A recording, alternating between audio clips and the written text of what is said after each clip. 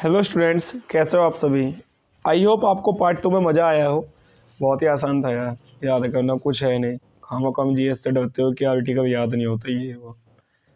देखो पार्ट 3 है, उससे भी ज़्यादा आसान होगा ये याद करना। थोड़ा दिमाग बस, और थोड़ी सी अटेंशन चाहिए, और कुछ नहीं, सब याद हो जाएगा। ठीक है, नेक्स्ट है आपका। हमने कहाँ तक, आर्टिकल नंबर 18 तक हमने आपको पढ़ाया था।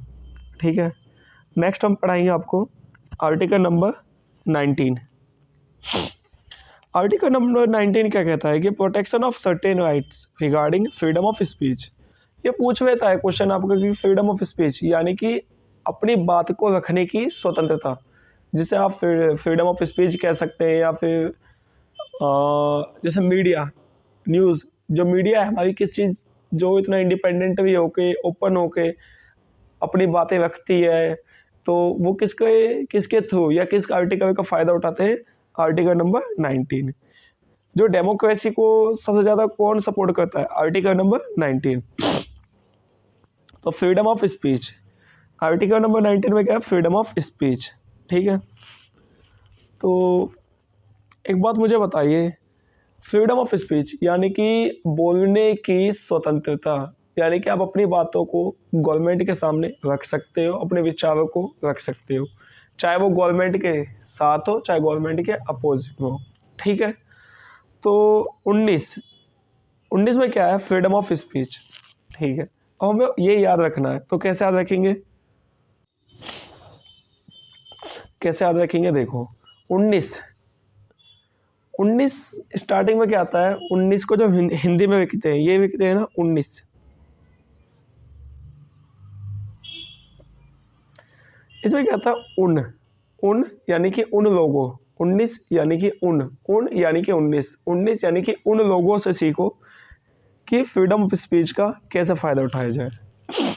जिस तरह सलाह मानी थी ना कि सबको एम्प्लॉयमेंट सेक्टर में सबको इक्वल अपॉर्चुनिटी देने की, आर्टिकल 16, उसी तरीके से उन यानी कि 19 उन लोगों से पूछो, क्या पूछना है कि फ्रीडम ऑफ स्पीच का फ़ायदा कैसे उठाया जाए या उसका कैसे प्रॉफिट लिया जाए। एक दूसरा तरीका ये है, उन नीस यानी कि उनकी जो नीस है, नीस यानी कि भतीजी इंग्लिश में, उन यानी कि नीस, उनकी जो नीस है वो अच्छी तरह जानती है, क्या जानती है, फ्रीडम ऑफ स्पीच किस आर्टिकल में आता है या फ्रीडम ऑफ स्पीच का कैसे फ़ायदा उठाया जाता है।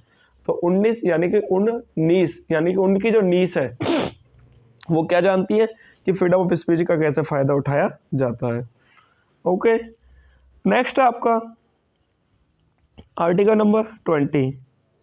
ठीक है, आर्टिकल नंबर 20 क्या कहता है, देखना, protection in respect of conviction of offence for offence. Okay, protection किसके रेस्पेक्ट में, कन्विक्शन ऑफ ऑफेंस, यानी कि आपने कोई अपराध किया है। ठीक है, तो उसके रिगार्डिंग जो आपको प्रोटेक्शन देता है, यानी कि आपको अपनी बातें रखने का जो महत्व है,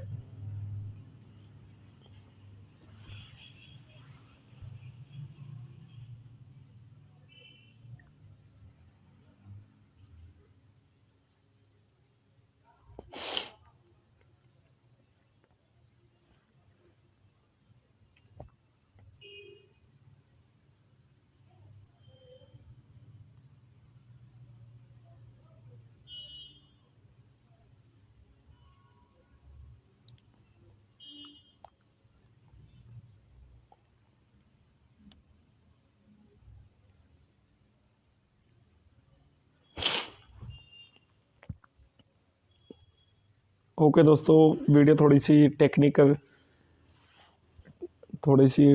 समस्या आ गई थी, इस वजह से वीडियो रुक गई थी। ठीक है, तो ये क्या आपका आर्टिकल नंबर 20 क्या कहता है, आपका protection in respect of conviction for offence. ठीक है, आपने कोई ऑफेंस किया ही नहीं है, ठीक है, और उसकी सज़ा आपको दे दी जाए, तो ऐसा तो नहीं होना चाहिए। इसके लिहाज से आपको प्रोटेक्शन कौन सा आर्टिकल देता है, आर्टिकल नंबर 20। अब एक बार बताइए, आपने की चोरी, ठीक है, आपको सज़ा दी है मर्डर की, यानी किसी का मर्डर कर दिया, तो क्या ये ठीक है, क्या ये रेलिवेंट है, मेरे ख्याल से तो नहीं। क्योंकि अगर आपने कुछ चीज़ चुराई है तो आपको चीज़ चुराने की सज़ा मिलनी चाहिए, ना कि किसी को मारने की या किसी का मर्डर करने की। तो यही आर्टिकल हमारा क्या बताता है, प्रोटेक्शन ऑफ ऑफेंस। ओके, ठीक है। तो हम इसे कैसे याद रखेंगे प्रोटेक्शन ऑफ ऑफेंस को? तो 20 को हम क्या कहते हैं, बस। 20 यानी कि बस, 20 यानी कि बस। अब कोई किसी की पिटाई कर रहा है, ठीक है, या किसी को मार रहा है, तो उसने क्या ऑफेंस क्या है, उसने किसकी चीज़ चुराई है, ठीक है। तो हम कहेंगे कि अब उसकी पिटाई पे पिटाई किया जा रहा है, हम कहेंगे यार बस कर यार, इसने मर्डर थोड़ी किया है, कुछ चीज़ चुराई है, तुझे इसे अगर क्या नाम है, इसे तुझे सज़ा देनी है या फिर इसके खिलाफ कोई एक्शन लेना है, तो जो इसने चोरी की है उसके अकॉर्डिंग लेना। क्यों तू खामोखा से इसने ऐसा पीट रहा है जैसे किसने मर्डर कर दिया हो। तो 20 यानी कि बस, 20 यानी कि बस, यानी कि एक अपराध के लिए एक सज़ा, ना कि 2 सज़ा। तो ये एक अपराध के लिए एक सज़ा, एक ऑफेंस के लिए एक पनिशमेंट, ये भी पूछ लेता है कि एक ऑफेंस के लिए एक पनिशमेंट किस आर्टिकल के अंदर आता है, आर्टिकल नंबर 20। तो बस, तो 20 से क्या बनता है, बस। बस यानी कि बस, एक ऑफेंस के लिए एक पनिशमेंट, बस, एक ऑफेंस के लिए एक पनिशमेंट, बस, ना कि 2। तो 20 यानी कि बस, 20 यानी कि बस बहुत हुआ, एक ऑफेंस के लिए हमें एक पनिशमेंट मिलनी चाहिए, ना कि 2। तो कन्विक्शन ऑफ ऑफेंस, तो 20 यानी कि बस।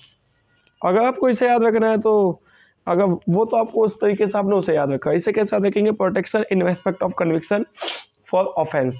ओके, तो जो आपने ऑफेंस किया ही नहीं है, ठीक है, तो उसकी सज़ा खानी क्यों, बस यार 20 यानी कि बस, ये मैंने ऑफेंस किया ही नहीं है, ठीक है, तो मुझे प्रोटेक्शन मैं खुद की खुद कर सकता हूँ, बस ख़त्म बात।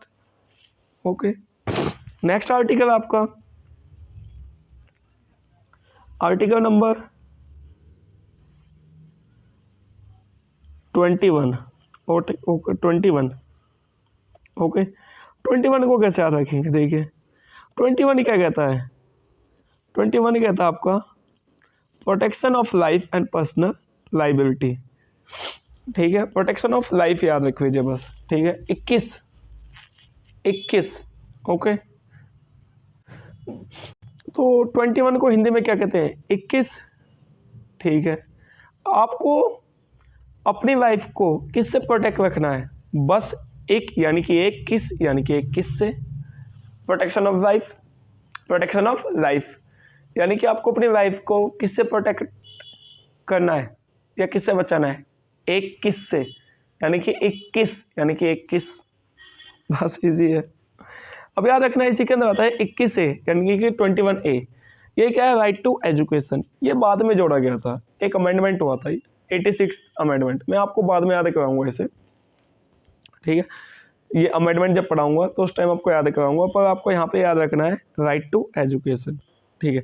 आपको अपनी लाइफ को किससे बचाना है, एक किस से, एक किस, ठीक है। तो लाइफ को एक किस से बचाना है, किससे बचाना है, एक किस से। तो उसमें सबसे पहले अपनी लाइफ में आप किस चीज़ को बचाना चाहोगे, अपनी एजुकेशन को, ठीक है। क्यों, हर कोई ये चाहता है कि उसकी एजुकेशन ही उसकी ट्रू फ्रेंड है। तो सबसे पहले हम किससे बचाएंगे, अपनी एजुकेशन को।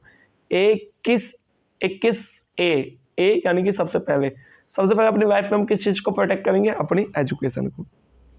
Okay, good. थोड़ा देखते हैं, याद करते हैं। 19 यानी कि उनकी नीच के पास क्या है, फ्रीडम ऑफ स्पीच का फ़ायदा उठाना। 20 यानी कि बस, एक अपराध के लिए एक सज़ा, ठीक है, यानी कि protection in respect of conviction of offence, यानी कि बस ऑफेंस की जो मैंने ऑफेंस किया नहीं उसको मैं सज़ा क्यों कहूँ। 21 हम अपनी लाइफ को किससे बचाना है, एक किस से, और उसमें सबसे पहले किससे बचाना है, राइट टू एजुकेशन को। 22 यानी कि ख्वाहिश, protection against arrest and detention in certain cases. आप अरेस्ट हो गए, ठीक है, आपको डिटेंशन में रखा गया है, ठीक है, और 24 घंटे के अंदर आपको ना किसी जज के सामने, जो पुलिस है उनको आपको किसी जज के सामने प्रोड्यूस करना होता है, ठीक है। अगर 24 घंटे के अंदर आपको जज को प्रोड्यूस नहीं करते ना, तो आप आर्टिकल 22 के तहत उन पे एक्शन ले सकते हो, ठीक है। तो protection against arrest detention in certain cases, protection arrest. हर किसी की ख्वाहिश क्या होती है कि यार जब मैं अरेस्ट हो जाऊं तो मुझे कोई प्रोटेक्ट करे, ठीक है।